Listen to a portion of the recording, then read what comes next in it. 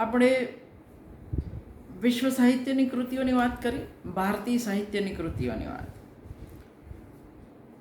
રામાયણ તો ભારતીય સંસ્કૃતિનો ગ્રંથ છે. વાલ્મીકી એના રચયિતા છે. મૂળ ગ્રંથ સંસ્કૃતમાં છે.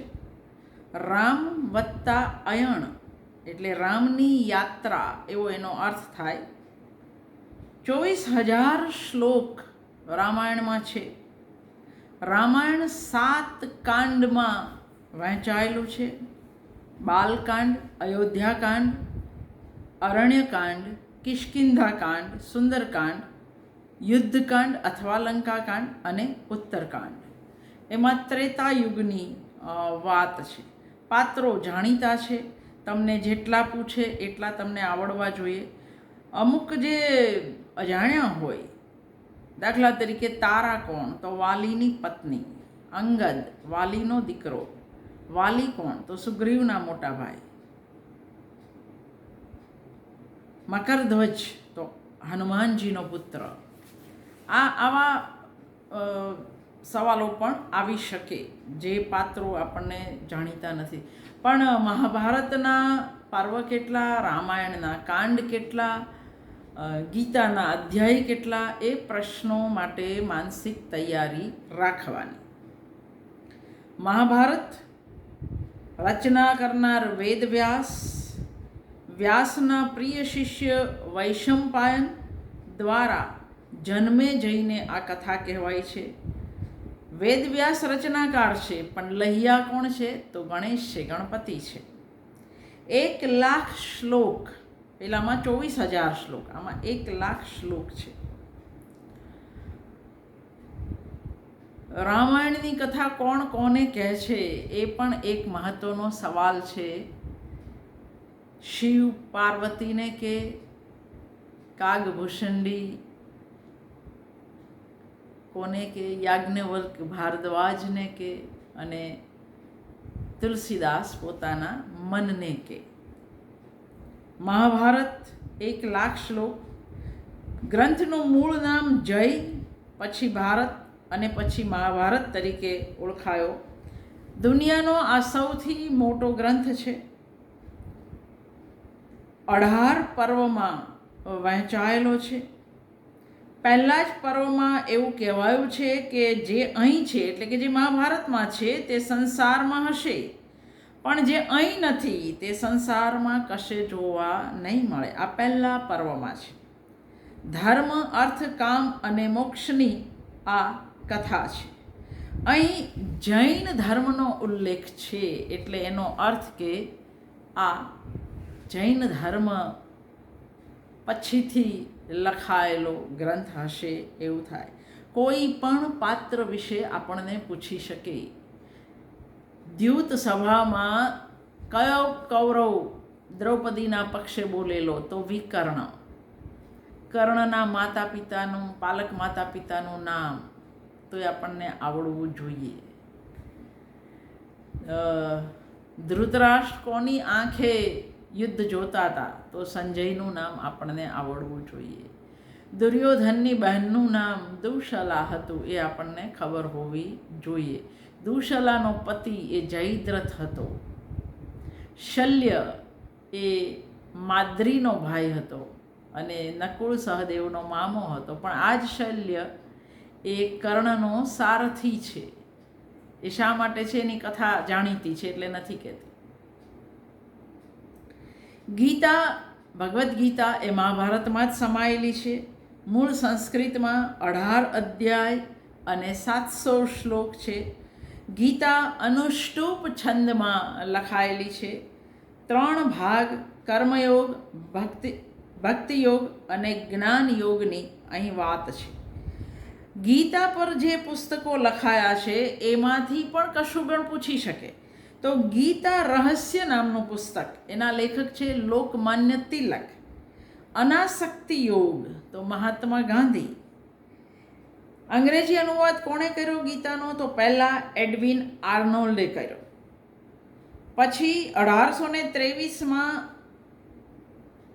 લેટિનમાં અનુવાદ થાય, સ્કલગેલ. 1826માં વોન હમ્બોલ્ટ એ જર્મનીમાં અનુવાદ કરે.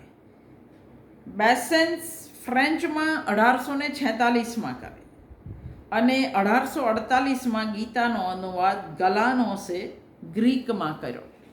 તો આ પૂછી શકે, પૂછવું હોય તો. અભિજ્ઞાન શાકુંતલ, આના પર મેં 7 થી 8 વિડીયો મૂકેલા છે એક સાથે, એટલે એ તમને ખબર હોવી જોઈએ. કાલિદાસ, એની અન્ય કૃતિઓ, આ બધું જ મૂકેલું છે અને એ પૂછી પણ શકે. કાલિદાસ સંસ્કૃત સાહિત્યના સર્વોત્તમ કવિ. 7 અંકનું આ અભિજ્ઞાન શાકુંતલ એ નાટક છે. મહાભારતના શાકુંતલ ઉપાખ્યાનમાંથી એનું કથાવસ્તુ લેવામાં આવ્યું છે. હસ્તિનાપુરના રાજા દુષ્યંત તથા વિશ્વામિત્ર અને મેનકાની દીકરી જે કણવ આશ્રમમાં મોટી થાય છે એ શકુંતલાના પ્રેમની કથા અહીં આગળ છે. શકુંતલાની સખીઓના નામ તો પ્રિયમવદા અને અનસૂયા. શાપ આપનાર ઋષિ તો દુર્વાસા. ઋષિ કુમારો કોણ? તો શારંગરવ અને શારદ્વત. શકુંતલાના બાળકનું નામ તો સર્વદમન. તો આ બધા જ નામો આપણને પૂછી શકે. અને કાલિદાસની અન્ય કૃતિઓના નામ પણ પૂછી શકે. એ મેઘદૂત હોય કે અન્ય કૃતિ, માલવિકા અગ્નિમિત્ર હોય, તમને કોઈ પણ પૂછી શકે. ભારતીય સાહિત્યકારોની અંદર કાલિદાસ વિશે બધી જ વાત મેં કરેલી છે. પ્લેલિસ્ટમાં ભારતીય સાહિત્યમાં જાઓ અથવા પ્લેલિસ્ટમાં સંસ્કૃત સાહિત્યમાં જાઓ, તમને વિગતો બધી જ મળશે. એ જ રીતે હવે પછીની જે કૃતિઓ છે, ઉત્તર રામચરિત, મૃચ્છકટિકમ, કર્ણભાર, એ બધા વિશે સંસ્કૃત નાટક નામનો જે પ્લેલિસ્ટ છે એની અંદર તમને બહુ જ વિગતે વાત મળશે. હું અહીંયા ટૂંકમાં કરીશ. કર્ણભાર એ ભાસનું નાટક છે, મહાભારત આધારિત છે. 13 ત્રિવેન્દ્રમ રૂપકો તરીકે ઓળખાતા ભાસના રૂપકોમાંનું આ એક એકાંકી નાટક છે. પાત્રો કર્ણ, શલ્ય. શલ્ય એટલે મદ્રદેશનો રાજા અને માદ્રીનો ભાઈ. પાત્રોની અંદર કર્ણ, શલ્ય, બ્રાહ્મણ વેશે આવતા ઇન્દ્ર. ઇન્દ્ર એની પાસે કવચ કુંડળ માંગે છે, બદલામાં શું આપે છે? તો વિમલા નામની શક્તિ આપે છે. કર્ણના પાત્રની ભવ્યતા અને ઉદાત્તતા અહીં દેખાડી છે, જેમ ઉરુભંગની અંદર દુર્યોધનના પાત્રની બતાવી છે. ઉરુભંગ પણ કરુણાંત નાટક છે અને કર્ણભાર પણ કરુણાંતિકા છે. પરશુરામના શાપ હતો કર્ણને, તો અહીં એ પણ વાત છે કે કર્ણની જંઘા કયા કીડાએ કોતરેલી? તો વજ્રમુખ નામના કીડાએ કોતરેલી. આવા પ્રશ્નો પણ પૂછી શકે. ભાસની પ્રશંસા કાલિદાસે માલવિકા અગ્નિમિત્રમ નાટકમાં કરી છે, એટલે એનો અર્થ કે ભાસ કાલિદાસની પહેલાં હશે. ભાસના આ 13 ત્રિવેન્દ્રમ રૂપકો 1909માં ટી ગણપતિ શાસ્ત્રીને મળ્યા, જેની અંદર મહાભારત આધારિત 6, રામાયણ આધારિત 2, હરિવંશ આધારિત 1 અને ઉદયન કથા આધારિત 2. તમને એવું પણ પૂછે કે કર્ણભાર ઉપરાંતના મહાભારત આધારિત નાટકો કયા? તો ઉરુભંગ, કર્ણભાર, દૂત ઘટોત્કચ, દૂત વાક્યમ અને પંચરાત્ર તથા મધ્યમ વ્યાયોગ એ બધા મહાભારત આધારિત છે. મૃચ્છકટિકમ એ શુદ્રક નામના લેખકનું નાટક છે. પ્રકરણ પ્રકારનું એ નાટક છે, રૂપક છે. પ્રકરણ એટલે શું, રૂપક એટલે શું, આ બધાના પણ વિડીયો સંસ્કૃત સાહિત્ય નામના પ્લેલિસ્ટમાં મળશે. મૃચ્છકટિકમનો ગુજરાતી અનુવાદ કોણે કર્યો એવું પૂછે તો સુંદરમે કર્યો, એ ભૂલાય નહીં. ચારુદત્ત, પાત્રોના નામ તો ચારુદત્ત, શકાર, વસંતસેના, સંવાહક, શર્વિલક, શર્વિલકની પ્રેમિકા મદનિકા, રાજકેદી આર્યક, રાજાનું નામ પાલક, આ બધા પાત્રો છે. ચારુદત્તનો દારિદ્ર, શકાર, વસંતસેના, જુગારી સંવાહક, શર્વિલક, એની પ્રિયા મદનિકા, રાજકેદી આર્યક, રાજા પાલકનો વધ કરી આર્યન રાજા થાય છે. ડૉક્ટર રાયકરે એનો અંગ્રેજી અનુવાદ કર્યો છે અને મૃચ્છકટિકમ પરથી ઉત્સવ નામની ફિલ્મ શશી કપૂરે બનાવેલી, જેમાં રેખાએ અદ્ભુત રોલ કરેલો. ઉત્તર રામચરિત ભવભૂતિની 8મી સદીની નાટ્યકૃતિ. કવિની અન્ય બે કૃતિ એટલે કે ભવભૂતિની તો મહાવીર ચરિત અને માલતી માધવ એ એની અન્ય બે કૃતિ. ઉત્તર રામચરિત એ 7 અંકનું નાટક છે. રામના રાજ્યાભિષેક પછીનો ઘટનાક્રમ એમાં વર્ણવાયો છે. ગુપ્તચર દુર્મુખની વાત સાંભળ્યા પછી ધોબીવાળી રામ સીતા ત્યાગ કરે. સીતાના 2 દીકરા વાલ્મીકીના આશ્રમમાં ઉછરે છે. અહીં શંભુક વધ અને છાયા સીતાનું દ્રશ્ય જાણીતું છે. છાયા સીતા પર રાજેન્દ્ર નાણાવટીએ એક નાટક લખેલું છે. રાજધર્મ વિરુદ્ધ પ્રેમ ધર્મ એ ઉત્તર રામચરિત નાટકનો પાયો છે. તમને પૂછે કે ઉત્તર રામચરિતનો મુખ્ય રસ કયો, પ્રધાન રસ, તો વિપ્રલંભ શૃંગાર. અને સૌથી મહત્વનો પ્રશ્ન, ઉત્તર રામચરિતનો ગુજરાતી અનુવાદ કોણે કર્યો, તો ઉમાશંકર જોશીએ. જે રીતે અભિજ્ઞાન શાકુંતલનો અનુવાદ પણ ઉમાશંકર જોશીએ કર્યો છે, એ જ રીતે ઉત્તર રામચરિતનો અનુવાદ પણ ઉમાશંકર જોશીએ કર્યો છે. પછી છે ટાગોરની ગોરા.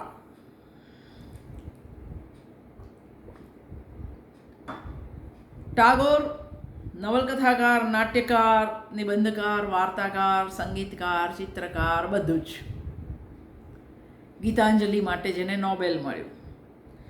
7 મે 1861માં જન્મ અને 7/8/1941માં ટાગોરનું મૃત્યુ.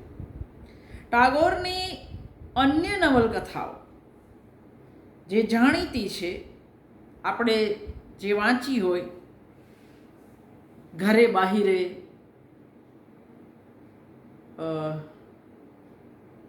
પેલીનું નામ કેમ ભૂલી ગઈ, ચોખેર બાલી, નૌકા ડૂબી, આ બધાની સરખામણીમાં ગોરા એ ટાગોરની સૌથી લાંબી નવલકથા છે. 1910માં એ પ્રકાશિત થઈ છે. પાત્રોના નામ: ગોરા, જે મુખ્ય પાત્ર છે, વિનય, જે ગોરાનો મિત્ર પણ છે, લોલિતાનો પતિ છે, સુચરિતા, રાધારાણી, પરેશ બાબુ, વરદા સુંદરી, સતીશ, લોલિતા, લાવણ્યા અને લીલા એ બહેનો છે. આનંદમયી એ ગોરાની માં છે. હરન બાબુ ઉર્ફે પનુ બાબુ બ્રાહ્મો સમાજી છે. સુચરિતા સાથે લગ્ન કરવા માંગતા કટ્ટર હિન્દુ વિનોય, એને ગોરાની ઈર્ષા છે. કૃષ્ણદયાળ ગોરાનો અને એના ભાઈ માહિમનો પિતા, બંનેની માં નોખી છે. માહિમ એની દીકરી ને વિનોય સાથે પરણાવવા માંગતો હતો, પણ વિનય તો લોલિતા સાથે પરણે છે. ગોરાનો વિદ્યાર્થી અવિનાશ. તો પાત્રો તો તમને ઘણા યાદ રહે એમ છે. ગોરાની માં આનંદમયી, ગોરાના પિતા કૃષ્ણદયાળ, ગોરા જેને પ્રેમ કરે સુચરિતા. તો આ બધા નામ વગર ગોરા વાંચે તમારે યાદ રાખવાના છે. અમે બધાએ તો ખબર નહીં ગોરા કેટલી વાર વાંચી હશે. ગોરાનો અંગ્રેજી અનુવાદ 1924માં W. પિયર્સને કરેલો છે અને ગોરાનું પ્રકાશન 1910માં છે. પછીની કૃતિ છે જિંદગી નામા, કૃષ્ણા સોબતી. જિંદગી નામા લખાઈ 1979માં. 1979માં એક બીજી મહત્વની કૃતિ લખાયેલી મન્નુ ભંડારીની મહાભોજ. પણ કૃષ્ણા સોબતીને 1980માં જિંદગીનામા માટે અકાદમી પુરસ્કાર મળે. કૃષ્ણા સોબતી 1925માં એમનો જન્મ અને 2019માં એમનું મૃત્યુ. એમની અન્ય જાણીતી નવલકથાઓ ડાર સે બિછડી, દિલો દાનિશ, એ લડકી, મિત્રો મરજાની અને કૃષ્ણા સોબતી અને જિંદગીનામા.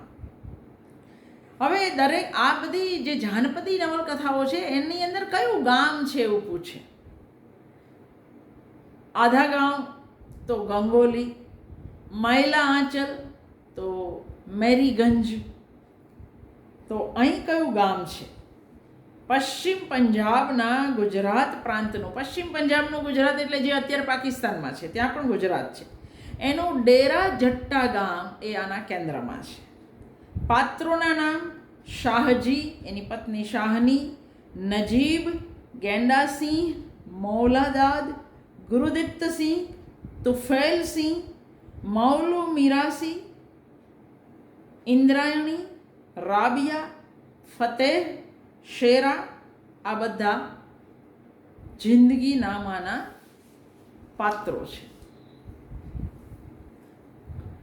6 વીઘા જમીન. ફકીર મોહન સેનાપતિની ઉડિયા નવલકથા 6 માણ 8 ગુંઠા મૂળ નામ છે. 1898. ફકીર મોહન સેનાપતિનું મૂળ નામ વ્રજમોહન હતું, પણ નાનપણમાં માંદા પડ્યા ત્યારે આપણે જેમ ભીખલો બનાવે છે એમ ફકીર બનાવેલા, એટલે પછીથી ફકીર મોહન સેનાપતિ જ નામ પડ્યું. 1843માં એમનો જન્મ અને 1918માં એમનું મૃત્યુ. એમની આ સિવાયની નવલકથાઓનું નામ મામું, પ્રાયશ્ચિત, લછમા એ એમની અન્ય નવલકથાઓ. ઉડિયા ભાષામાં ટૂંકી વાર્તાનો આરંભ કરનાર આ પહેલા લેખક. ગુજરાતી અનુવાદ કોઈ જમાનામાં મીરા ભટ્ટે કરેલો, પણ રેણુકા સોનીએ ફરીવાર કર્યો છે. એટલે તમને નીચે શું આપે છે, મીરા ભટ્ટ આપે છે કે રેણુકા સોની આપે છે, એના પર તમારો જવાબ આધારિત રહેશે. પાત્રોના નામ તો રામચંદ્ર મંગરાજ જે શોષક છે, દીકરી માલતી, ભગિયા અને સારિયા એ પતિ પત્ની છે, નેતુ નામની ગાય છે, ગોપીસિંહ લાલરામ, ગોપી સાહુ, રેવતી, તેરી, વિમાલી, કૌશુલી જેવી સ્ત્રીઓ છે, શેખ દિલદાર. તમને રામચંદ્ર મંગરાજ, દીકરી એની માલતી, ભગિયા અને સારિયા, ગોપીસિંહ લાલરામ, ગોપી સાહુ, રેવતી, તેરી, વિમાલી, કૌશુલી, આટલા નામમાંથી કોઈક તો યાદ રહેશે ને, એવું આપણે આશા રાખીએ. 27 પ્રકરણમાં લખાયેલી આ નવલકથામાં ખેડૂતોના શોષણની વાત છે. એના પર પણ એક વિડીયો કરેલો છે મેં. ન હન્યતે, એના પર 2 વિડીયો કરેલા છે. મૈત્રેયી દેવીની બંગાળી નવલકથા.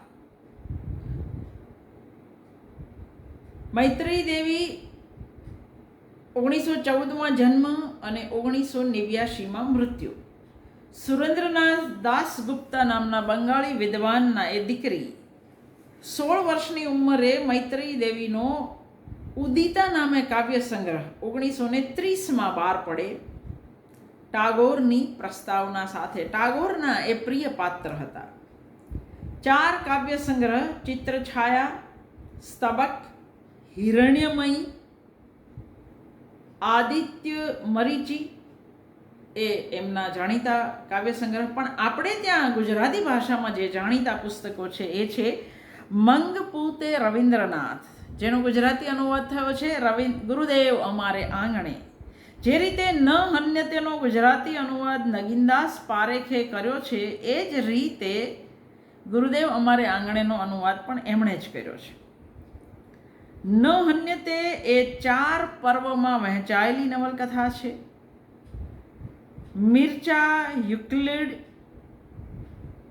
મિર્ચા યુક્લિડનો શિષ્ય સેરેગેઈ, મૈત્રીની નાની બહેન સાવી, માં ટાગોર પોતે, પિતાની રાખેલી સ્ત્રી રમા અને મૈત્રીના જેની સાથે લગ્ન થાય છે મનમોહન સેન એના પતિ. આ એના મહત્વના પાત્રો આ નવલકથાના. ન હન્યતેનો અંગ્રેજી અનુવાદ ઇટ ડઝ નોટ ડાય એના નામે મૈત્રેયી દેવીએ કર્યો છે.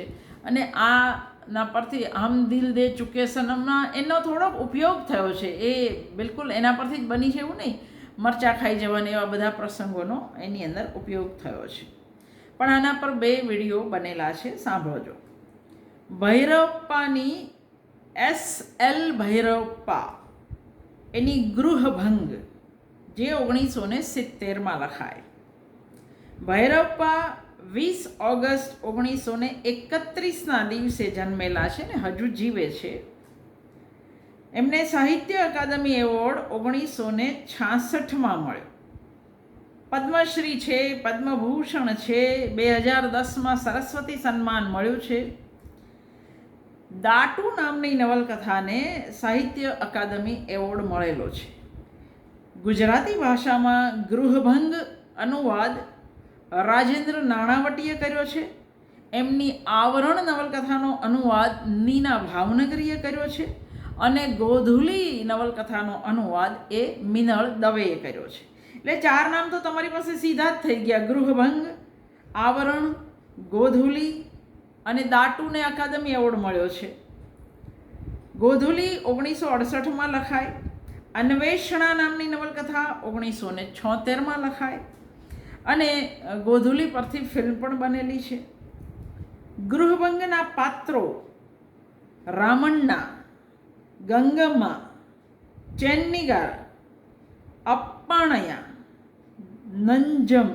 નંજમન, સાતમ. પાત્રો વિચિત્ર છે એટલે તમારે જરાક ગૂગલ કરીને યાદ કરી લેવાના. ગુજરાતી અનુવાદ કોણે કર્યો તો મેં કહું એ રીતે રાજેન્દ્ર નાણાવટીએ. આવરણનો નીના ભાવનગરીએ. ગોધુલીનો મિનળ દવેએ. પછીની કૃતિ છે ચેમ્મિન. લેખક છે તકઝી શિવશંકર પિલ્લાઈ. મલયાલમ ભાષાની નવલકથા છે. અનુવાદકનું નામ છે કમલ જસાપરા. 1957માં ચેમ્મિનને અકાદમી પુરસ્કાર મળેલો છે. કેરળના સાગરકાંઠાના માછીમાર સમાજનું જીવન અહીં આલેખાયું છે. પાત્રો કરુતમ્મા અને પરિકુટ્ટીની પ્રણયની વાત. ચેમ્બનકુન્ય અને ચક્કીની દીકરી છે કરુતમ્મા. ચેમ્બનકુન્ય અને ચક્કીની દીકરી કરુતમ્મા. એને પરિકુટ્ટી સાથે પ્રેમ થાય છે. પંચમી પાત્રનું નામ કંડનકોરન એ હોડીવાળો છે. એના કરુતમ્માના લગ્ન જેની સાથે થાય છે પળની. તો આ બધા મહત્વના પાત્રો. ધરતી ખોળે પાછો વળે શિવરામ કારંત. 1902માં જન્મ, 1997માં મૃત્યુ. મરલી મણિગઈ એ એનું મૂળ નામ. શિવરામ કારંતની નવલકથાનું એનો ગુજરાતી અનુવાદ ધરતી ખોળે પાછો વળે નામે પ્રભાશંકર મંગળ વેઢેકર નામના વ્યક્તિએ કરેલો છે. રામચંદ્ર ગુહા જે આપણા બહુ જાણીતા ઇતિહાસકાર છે એ શિવરામ કારંત માટે એવું કહે છે કે આધુનિક ભારતના એ રવિન્દ્રનાથ ટાગોર છે. પાત્રોના નામ તો રામ ઐતાળ, એની પત્ની પાર્વતી, બેન સરસ્વતી. રામ ઐતાળ બીજી વાર પરણે, એ પત્નીનું નામ સત્યભામા. સત્યભામાથી બીજી વાર શું કામ પરણે? કારણ કે પાર્વતીને સંતાન નથી. સત્યભામાથી થયેલો દીકરો લક્ષ્મીનારાયણ, જે લચ્ચા તરીકે ઓળખાય છે. નાગમણી, એની સાથેના લગ્ન થાય છે.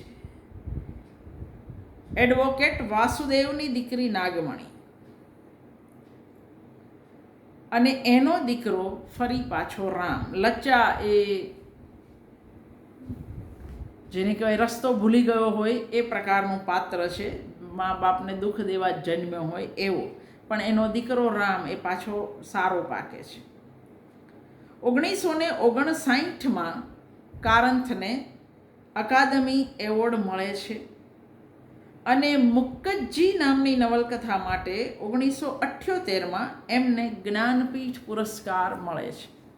એકચ્યુઅલમાં મુક્કજી એ એટલી સરસ નવલકથા નથી, પણ આવા અકસ્માતો સાહિત્યના ઇતિહાસમાં થાય. આરોગ્ય નિકેતન, તારાશંકર બંદોપાધ્યાયની નવલકથા. શિવરામ કારંથની બીજી 4 કૃતિઓના નામ આપણને આવડવા જોઈએ. અને મૃત્યુ છે, મુક્કજી છે, ધરતી ખોળે પાછો વળે છે. આરોગ્ય નિકેતન તારાશંકર બંદોપાધ્યાયની નવલકથા. તારાશંકર બંદોપાધ્યાય 1898માં જન્મ અને 1971માં એમનું મૃત્યુ. આરોગ્ય નિકેતન લખાઈ 1953માં અને એને અકાદમી એવોર્ડ મળ્યો 1956માં. પણ તારાશંકર બંદોપાધ્યાયને જ્યારે જ્ઞાનપીઠ મળે છે 1966માં, ત્યારે 1942માં લખાયેલી એમની ગણદેવતા નવલકથા માટે એમને જ્ઞાનપીઠ મળે છે. આ એક એવા લેખક છે જેને 1971 અને 72 બે વાર નોબેલ પુરસ્કાર માટે નોમિનેટ કરવામાં આવેલા. આત્મકથનાત્મક શૈલીમાં જીવન મોશાઈ દ્વારા કહેવાયેલી આ નવલકથા. જે પાત્રો છે, પ્રદ્યુત સેન એ ડૉક્ટર છે. અહીં જે ગામ છે એ નવા ગ્રામ એનું નામ છે. જીવન મોશાઈ, પ્રદ્યુત સેન એ એના મુખ્ય પાત્રો છે. દ્રૌપદી,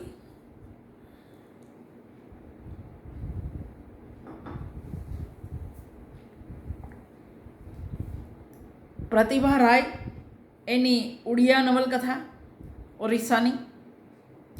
પ્રતિભા રાય 21 જાન્યુઆરી 1943ના જન્મેલા, હજુ છે જ આપણી વચ્ચે. યાજ્ઞસેનીના નામે આ 1984માં લખાય.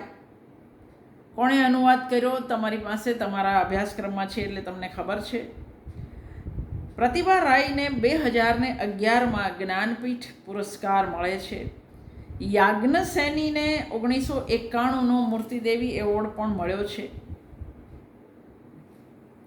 એમની અન્ય નવલકથાઓ અરણ્ય, કોણાર્ક, નીલતૃષ્ણા, અપરિચિતા, યાજ્ઞસેની વગેરે એમની અન્ય નવલકથાઓ છે. દ્રૌપદી નામે કાજલ ઓઝા વૈદની પણ નવલકથા છે, એટલે મહેરબાની કરીને ધ્યાન રાખજો. મૂળ નામ આ નવલકથાનું યાજ્ઞસેની છે. માટીનો માનવી 1934માં આ કૃતિ કાલિંદી ચરણ પાણીગ્રહી દ્વારા લખાય. કાલિંદી ચરણ પાણીગ્રહી 1901માં જન્મ્યા અને 1991માં એમનું મૃત્યુ થયું. ઉડિયા કવિ ઓરિસ્સાના છે. કવિ છે, નવલકથાકાર, વાર્તાકાર, નાટ્યકાર, નિબંધકાર. માટીનો માનવી આ એમની જાણીતી નવલકથા. 1966માં મૃણાલ સેને આ માટીર માનુષ નામે ઓડિયા ફિલ્મ પણ બનાવી. માટીનો માનવીમાં ગામનું નામ શું છે એવું પણ પૂછે તો પ્રધાનપાડા એનું નામ છે. પાત્રોના નામ શું છે તો મૂળ પાત્ર છે શામુ પ્રધાન અને એની પત્ની. એના 2 દીકરા બરજુ અને છકોડી. એમાં બરજુની પત્નીને તો મોટી વહુ જ કહે છે, પણ છકોડીની પત્નીનું નામ છે નેત્રમણી. છકોડીને મોટા ભાઈની સામે ચડાવનાર વિલન પાત્ર છે હરિ મિશ્ર. બરજુની 2 દીકરીઓ હારા અને સોના. અને માટીનો માનવી ગુજરાતી અનુવાદ કર્યો ઉત્તરા દેસાઈ અને નારાયણ દેસાઈ. નારાયણ દેસાઈના પત્ની ઉત્તરા દેસાઈ એ મૂળ ઓરિસ્સાના હતા. એમને ઉડિયા આવડતી હતી. માનવીની ભવાઈનો ઉડિયા અનુવાદ પણ એમણે જ કર્યો છે. તો અને નારાયણ દેસાઈએ એકલાએ કયો અનુવાદ કર્યો તો તમસ ભીષ્મ સાહનીની. પણ આ ગુજરાતી અનુવાદ ઉત્તરા દેસાઈ અને નારાયણ દેસાઈ. તમસ ભીષ્મ સાહની, ગુજરાતી અનુવાદ નારાયણ દેસાઈ. ભારતના ભાગલા વિશેની નવલકથા.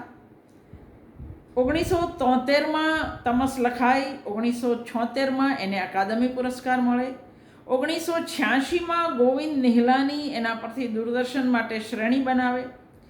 મુખ્ય પાત્રો નથુ જે સફાઈ કામદાર છે, બક્ષીજી, જર્નેલ, રિચાર્ડ, લીઝા, માવલાદાદ. 2 ખંડમાં આ નવલકથા વહેંચાઈ છે. અને મિરદાદ વગેરે જે પાત્રો છે, તમસ પર પણ એક આખો વિડીયો મૂકેલો છે. જરાક ધીરજ રાખીને સાંભળવો તો તમને બાકીના પાત્રોથી માંડીને બધી જ વાત એમાં મળશે.